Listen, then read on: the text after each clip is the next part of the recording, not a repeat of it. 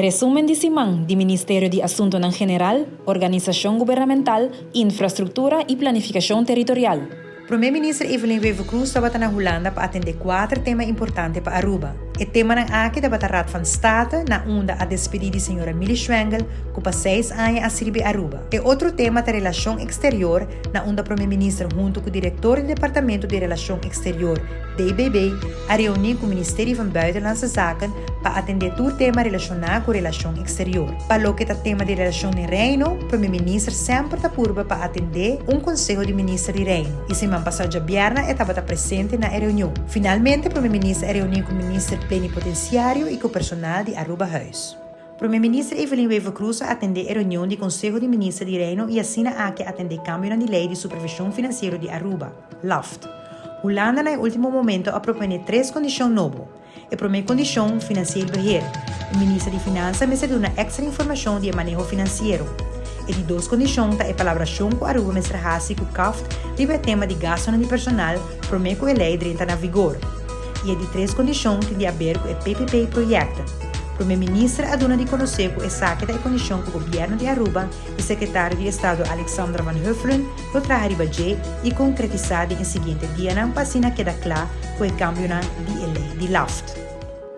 Recentemente, durante uma conferência de prensa organizada para Futura, o Primeiro-Ministro Evelyn Wever-Cruz, junto com o Ministro de Enseñanza Andy Cruz, ha anunciado que o projeto importante de inovação EduTech Fund lo continuar.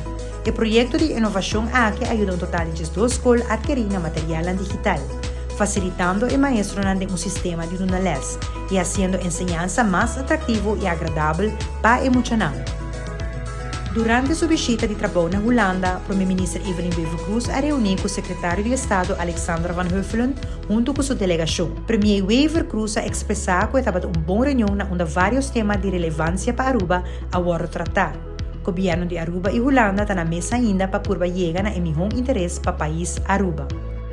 Já razão último, o Primeiro-Ministro Evelyn Wever-Cruz a reuniu com membros da Eerste Câmara e Comissão de Relação de Reino.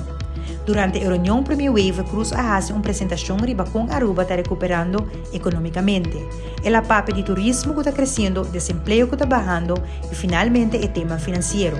De na banda estava tendo hobby pergunta e tur a bordo contestar.